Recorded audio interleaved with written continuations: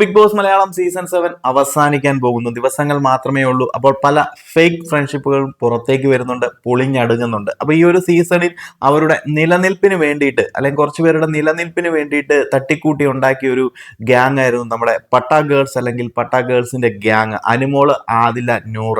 ഇവര് അങ്ങോട്ടും ഇങ്ങോട്ടും അവർക്ക് ആവശ്യമുണ്ടായിരുന്നത് കൊണ്ടാണ് ഈ ഒരു സീസണിൽ ഒന്നിച്ചു നിന്ന് പോകുന്നതെന്ന് ബിഗ് ബോസ് നല്ല രീതിയിൽ അല്ലെങ്കിൽ ഈ ഒരു സീസൺ നല്ല രീതിയിൽ കണ്ടിരിക്കുന്ന പ്രേക്ഷകർക്കറിയാം. കുറെ പേര് ഇവരുടെ ഗ്യാങ് അടിപൊളി അല്ലെങ്കിൽ ഇവരുടെ ഫാൻസ് ഇവരെ സപ്പോർട്ട് ചെയ്യുന്നവരൊക്കെ ബ്ലൈൻഡ് ആയിട്ട് നിന്നുകൊണ്ട് അവർ അടിപൊളിയാണ്, സൂപ്പർ ആണെന്നൊക്കെ പറയുന്നുണ്ടെങ്കിൽ പോലും മര്യാദയ്ക്ക് സീസൺ കണ്ട് വരുന്നവർക്ക് അല്ലെങ്കിൽ ഇവരെന്താണ് കാണിച്ചു കൂട്ടുന്നത് എന്ന് മനസ്സിലാക്കിയവർക്കൊക്കെ അറിയാം പക്ക ഫേക്ക് ആണ് സംഭവങ്ങളെല്ലാം. ഇതൊരു ക്യാമറ സ്പേസിന് വേണ്ടിയിട്ടും ബിഗ് ബോസ് ഹൗസിനുള്ളിൽ നിന്നു പോകാനുള്ള തന്ത്രങ്ങൾ തന്നെയാണ് എല്ലാം എന്ന് തുടക്കം മുതൽ നമുക്ക് മനസ്സിലായതാണ്. നമ്മൾ തുടക്കമൊക്കെ പല വീഡിയോകളിലും പറഞ്ഞിട്ടുണ്ട്. കാരണം അനുമോള് കാണിക്കുന്ന ഫേക്ക് ഡ്രാമകൾ എല്ലാം തന്നെ മനസ്സിലാക്കിയ ഒരാളാണ് ആദില. ആദ്യം ശൈത്യം മനസ്സിലാക്കിയിരുന്നു, അതിനുശേഷം ആദിലയും മനസ്സിലാക്കിയിരുന്നു.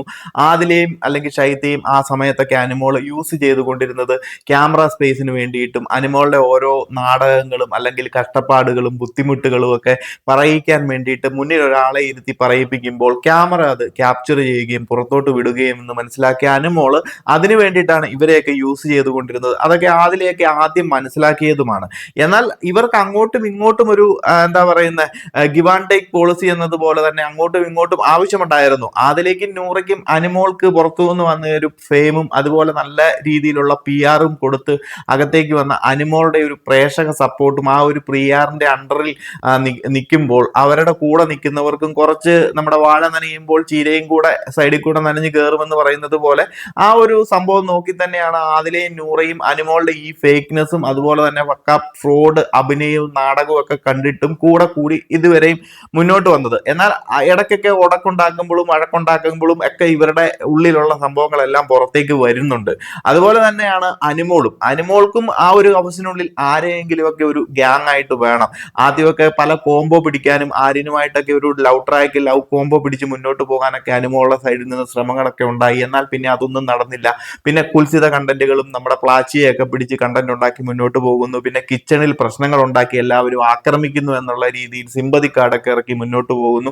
ഇതിനിടയിൽ മറ്റുള്ളവർക്കിടയിൽ പിടിച്ചു നിൽക്കാൻ തനിക്ക് ഒന്ന് രണ്ട് പേര് വേണം, ഒരു ഗ്യാങ്ങിനുള്ളിൽ നിന്നാൽ മാത്രമേ പിടിച്ചു നിന്ന് മുന്നോട്ട് പോകാൻ സാധിക്കുകയുള്ളൂ എന്ന് മനസ്സിലാക്കിയ അനുമോളും ഇവരെ രണ്ടുപേരെയും കൂടെ കൂട്ടുന്നു. അതുപോലെ കമ്മ്യൂണിറ്റിയുടെ സൈഡിൽ നിന്ന് കിട്ടുന്ന ഒരു സപ്പോർട്ട്, അതുപോലെ തന്നെ ഇവർക്ക് എതിരെ പുറത്തൊക്കെ ഇത്ര എതിർപ്പുകളും കാര്യങ്ങളും ഒക്കെ ഉള്ളപ്പോൾ ഇതുപോലെ ഒരു ലെസ്ബിയൻ കപ്പിൾസിനെ ചേർത്ത് നിർത്തുന്ന ഒരു ആള് എന്ന നിലയിൽ ആ ഒരു രീതിയിൽ കിട്ടുന്ന സപ്പോർട്ട്, ഇതൊക്കെ കണ്ടു തന്നെയാണ് അനുമോളും ഇവരെ കൂട്ടിയത്. അതിനിടയിൽ ഇവര് തമ്മിലുള്ള ഫ്രണ്ട്ഷിപ്പ് സീക്വൻസുകൾ, നല്ല നല്ല കുറച്ച് മൊമെന്റ്സ്, ഇവരൊക്കെ അറിഞ്ഞുകൊണ്ട് ഉണ്ടാക്കി കൊടുക്കുന്ന ക്രിഞ്ച് മൊമെന്റ്സ്, ക്രിഞ്ച് സീൻസ്, അത് പല ക്യാമറകളും ഈ ഒരു സീസണിന്റെ തുടക്കം മുതൽ അവസാനം വരെ നോക്കിക്കഴിഞ്ഞാൽ അറിയാം. ഇവര് പലപ്പോഴും തനിച്ച് നിന്ന് പോയിക്കൊണ്ട് ക്യാമറയുടെ മുന്നിൽ നിന്നാണെങ്കിലും ക്യാമറ അത് എടുക്കുന്നുണ്ട്, സൂം ചെയ്യുന്നുണ്ടെന്ന് മനസ്സിലാക്കി കുറച്ച് അപ്പുറത്താണെന്നുണ്ടെങ്കിലും മാറി നിന്നുകൊണ്ട് ഇവര് മൂന്ന് പേരും കൂടി കാണിച്ചു കൂട്ടുന്ന കുറെ ക്രിഞ്ച് സംഭവങ്ങളൊക്കെ നമ്മളെല്ലാവരും കണ്ടതാണ്. ഇതെല്ലാം ഇവർ അറിഞ്ഞുകൊണ്ട് ക്യാമറയ്ക്ക് ഇട്ടുകൊടുക്കുന്നതാണ്. അതുപോലെ തന്നെ പുറത്ത് ഇവർക്ക് ഫാൻസ് ആണെന്നുണ്ടെങ്കിലും അതുപോലെ തന്നെ PR ടീമിനാണെന്നുണ്ടെങ്കിലും ഈ ഒരു കണ്ടന്റുകളൊക്കെ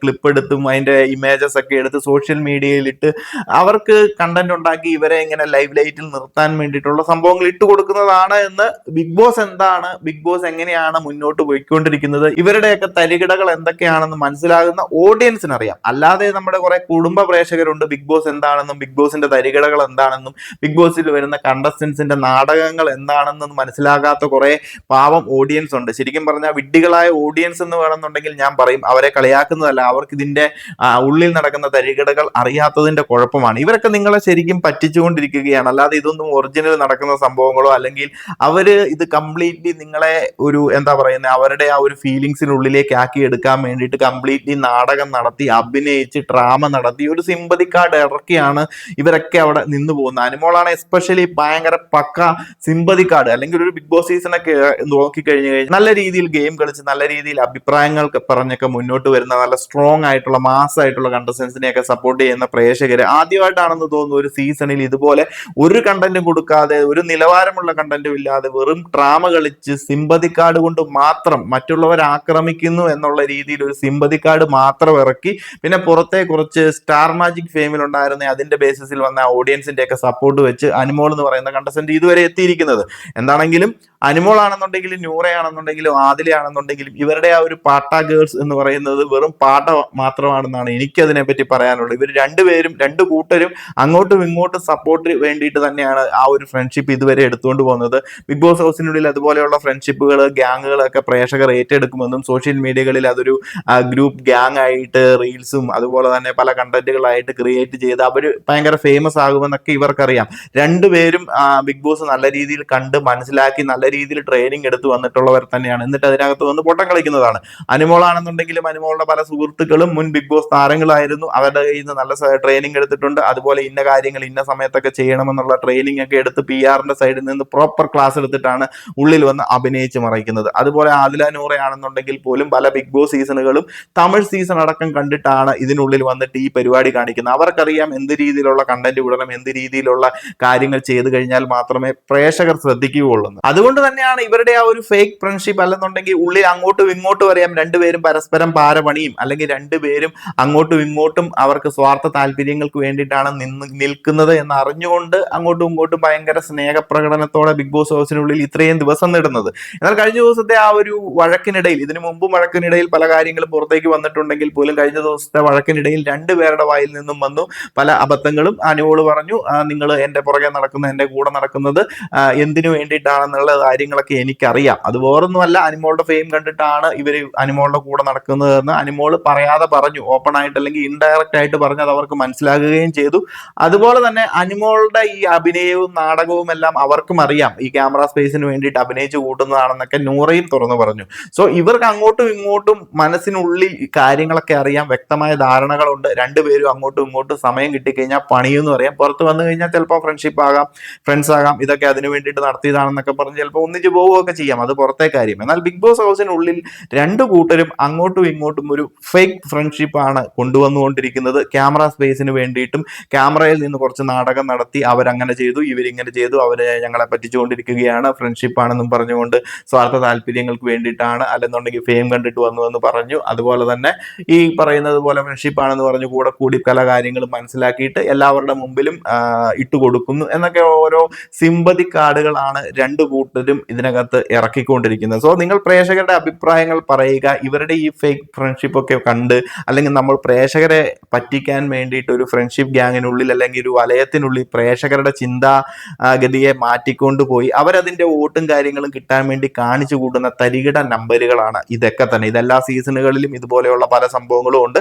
ചില സീസണുകളിൽ അത് ജെനുവിൻ ആയിട്ട് വരും, ചില സീസണുകളിൽ അത് നമ്മൾ പ്രേക്ഷകരെ പറ്റിക്കാൻ വേണ്ടിയിട്ടും ഒരു റീൽസ് കാണുമ്പോഴും അല്ലെങ്കിൽ ബിഗ് ബോസിനുള്ളിൽ നമ്മൾ അതിന്റെ അഡിക്റ്റ് ആയിട്ട് മാറി കഴിയുമ്പോൾ അതിന്റെ ഉള്ളിലേക്ക് നമ്മളും ഓട്ടോമാറ്റിക്കലി ഇൻവോൾവ് ആയി പോകും. അവരുടെ ഫ്രണ്ട്ഷിപ്പുകളും ബുദ്ധിമുട്ടുകളും സങ്കടങ്ങളും എല്ലാം നമ്മുടേതായിട്ട് ഏറ്റെടുക്കും. സോ അതിനൊക്കെ വേണ്ടിയിട്ടാണ് ഇവർ അതിനുള്ളിൽ ഈ സംഭവങ്ങളൊക്കെ കാണിച്ചു കൂട്ടുന്നത്. ഓരോ പ്രവൃത്തികൾ കാണുമ്പോഴും നമുക്കറിയാം ആദില നൂറയാണെന്നുണ്ടെങ്കിൽ അത്രയ്ക്ക് അഭിനയിക്കാൻ അറിയത്തില്ല. അവര് എന്ത് സംഭവമാണെന്നുണ്ടെങ്കിലും പുറത്തേക്ക് വരും, ദേഷ്യമാണെന്നുണ്ടെങ്കിലും സംഭവങ്ങളും ഒക്കെ പുറത്തേക്ക് കാണിച്ച് അവരും ബസ്റ്റ് ഔട്ട് ചെയ്യും എല്ലാ സംഭവങ്ങളും. എന്നാൽ ഈ അനുമോളെ സംബന്ധിച്ച് പക്ക അഭിനയമാണ്. പ്രേക്ഷകർക്കിടയിലേക്ക് സിമ്പതി വർക്കൗട്ട് ആക്കാൻ വേണ്ടി കറക്റ്റ് ക്യാമറ സ്പേസും ഇത് നോക്കിയിരുന്നിട്ട് കരഞ്ഞ് നിലവിളിച്ച് ഈ സങ്കടം പറച്ചിലും മറ്റുള്ള ഏതെങ്കിലും ആരെങ്കിലും കിട്ടിക്കഴിഞ്ഞിട്ടുണ്ടെങ്കിൽ അവരുടെ മുന്നിൽ ഈ സംഭവങ്ങളൊക്കെ അവതരിപ്പിച്ച് അത് പക്ക ക്യാമറ ക്യാപ്ചർ ചെയ്യാൻ വേണ്ടിയിട്ടുള്ള കണ്ടന്റ് ആക്കി ഇട്ടുകൊണ്ട് കൊടുക്കും. അതിനിടയിൽ നമ്മുടെ അനീഷ് ആണെന്നുണ്ടെങ്കിൽ നന്മപരം കളിച്ച് ഇവരെ ഒന്നിപ്പിക്കാനൊക്കെ നോക്കുന്നുണ്ട്.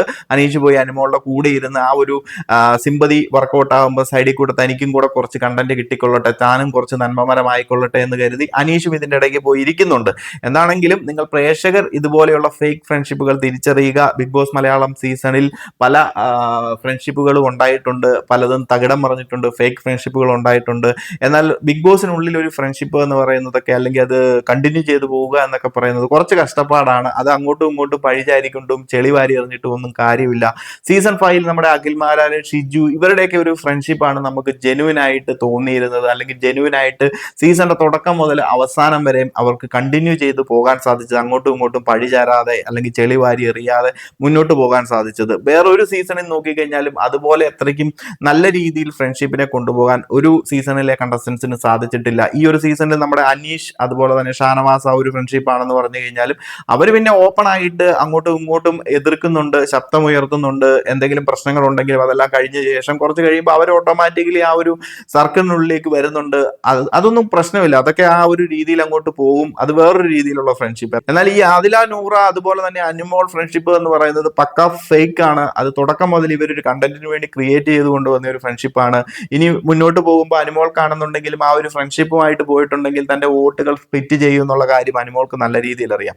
സോ ആ ഒരു വോട്ടുകൾ സ്പ്ലിറ്റ് ചെയ്യാതിരിക്കണമെന്നുണ്ടെങ്കിൽ ഇവരെ അകറ്റി നിർത്തണം. അതിനുള്ള ഒരു നമ്പർ തന്നെയാണ് ഇപ്പോൾ. അപ്പൊ മുന്നോട്ടുള്ള ദിവസങ്ങളിൽ മാക്സിമം അകറ്റി നിർത്താൻ നോക്കും. ഇനിയിപ്പോ മറ്റുള്ള കണ്ടസ്റ്റൻസിന് എന്തെങ്കിലുമൊക്കെ തോന്നുമോ, പ്രേക്ഷകർക്ക് എന്തെങ്കിലുമൊക്കെ തോന്നുമോ എന്നൊക്കെ തോന്നി ചിലപ്പോൾ ഒന്ന് അടുപ്പിച്ച് നിർത്തിയേക്കാൻ, ജസ്റ്റ് ഒരു രീതിയിലൊക്കെ മിണ്ടിയേക്കാം. ബട്ട് സ്റ്റിൽ അവരെ ആ ഒരു പക്ക ഒരു ഫ്രണ്ട്ഷിപ്പ് സർക്കിൾ എന്ന രീതി ഒന്ന് അകറ്റി നിർത്താനായിരിക്കും അനുമോൾ നല്ല രീതിയിൽ ശ്രമിക്കുന്നത്. കാരണം കഷ്ടപ്പെട്ടുണ്ടാക്കി കൊണ്ടുവന്ന PR ഒക്കെ കെട്ടിപ്പടുത്തുകൊണ്ട് വന്ന ഒരു വോട്ടിംഗ് ഫോർമാറ്റും അല്ലെന്നുണ്ടെങ്കിൽ പ്രേക്ഷക സപ്പോർട്ടും ഒക്കെ കുറച്ചെങ്കിലും സ്പ്ലിറ്റ് ചെയ്ത് മറ്റൊരു കണ്ടസ്റ്റന്റിലേക്ക് പോകാൻ ആഗ്രഹിക്കത്തില്ലല്ലോ. സോ ഈ ഒരു ഫേക്ക് ഫ്രണ്ട്ഷിപ്പും ഫേക്ക് കോംബോയും ഒക്കെ നിങ്ങൾ പ്രേക്ഷകർ തിരിച്ചറിഞ്ഞ് നല്ല കണ്ടസ്റ്റൻസിന് നോക്കി വോട്ട് ചെയ്യുക. അപ്പോൾ കൂടുതൽ അപ്ഡേറ്റുകളുമായി മറ്റൊരു വീഡിയോയിൽ കാണാം.